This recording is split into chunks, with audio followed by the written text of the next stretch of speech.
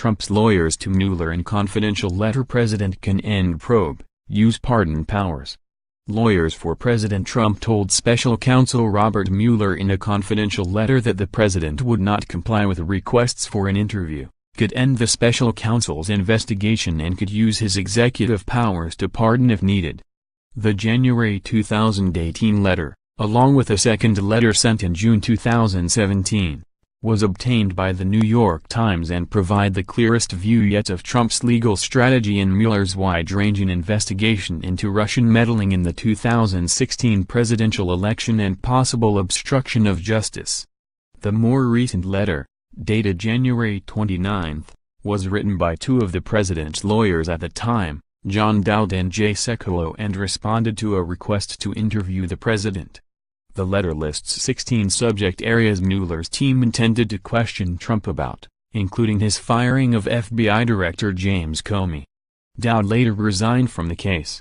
In April, Trump hired former New York Mayor Rudy Giuliani and two other former federal prosecutors to join his legal team. Multiple times throughout the letter, Trump's lawyers appear trying to discredit Comey as a witness. They also contend that Trump has the power to shut down any investigation by the FBI or Justice Department at any time and for any reason.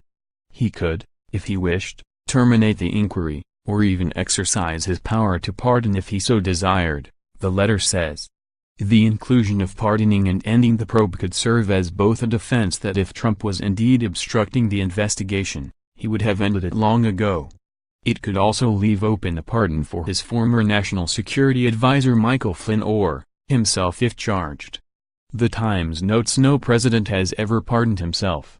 The letter goes on to say that if the president did order the termination of an investigation, even though he contends he did not, this could not constitute obstruction of justice. Dowd and Sekulow deny the request for a presidential interview and argue that Mueller has been granted access to a slew of documents and other witnesses, and already the same information that Trump would tell them in an interview.